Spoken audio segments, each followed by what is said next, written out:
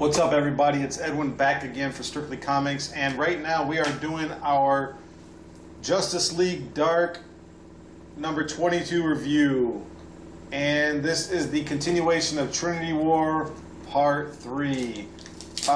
You guys, this book is pretty sweet. The suspense is really building up, in my opinion, in this book.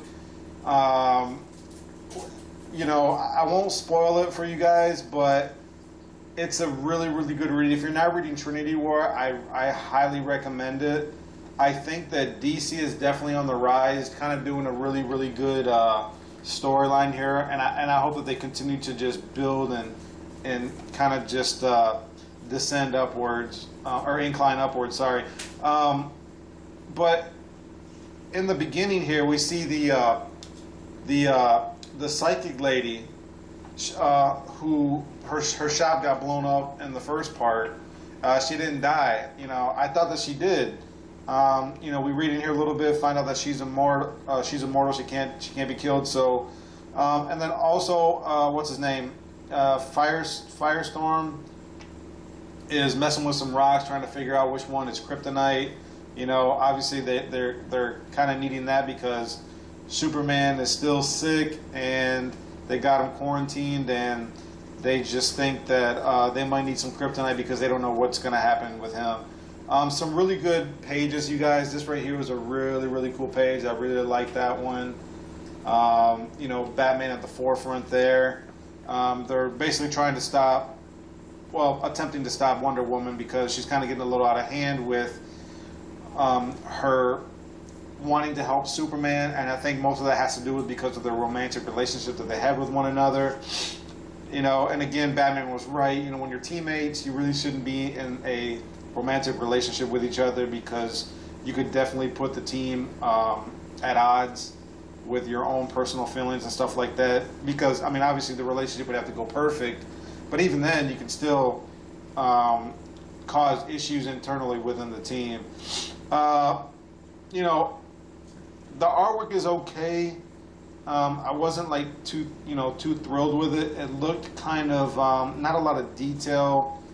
You know, I mean, the artwork was okay, and you know, Superman he's still sick, and he wants to figure out what's going on.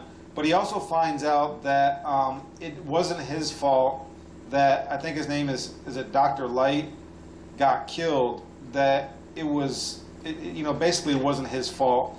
Anyway, you guys, really good read, really solid read. I really recommend it. I'm really anxious to see what's going to happen in part 4. I know there's a lot of tie-ins and stuff like that, and I'm really not going to be reading those tie-ins. Also, you have Constantine in this book. He kind of persuades Shazam to kind of leave, as if he needs to follow Constantine because Constantine is going to help him try to figure this out. But I don't know much about Constantine, but from what I understand, he is manipulative or kind of just uses and influences people to his own advantage, not really with the best intentions of the other person who he's talking to. You know, there's like because they had Superman quarantined, and he got out because he found out that he wasn't really responsible for Dr. Light. You know, a lot of people, they try to stop Superman, and then he's like, you know, I know that I should be locked up, but I'm not going to be locked up. I got to see what's going on. And the villain, one of the villains in this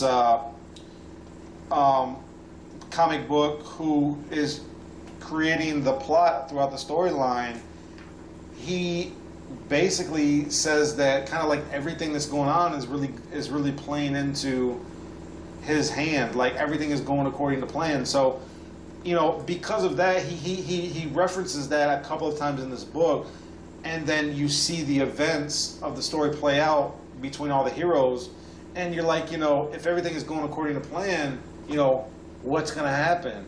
You know, and that's the suspense, the part of the suspense that's building up in this comic book.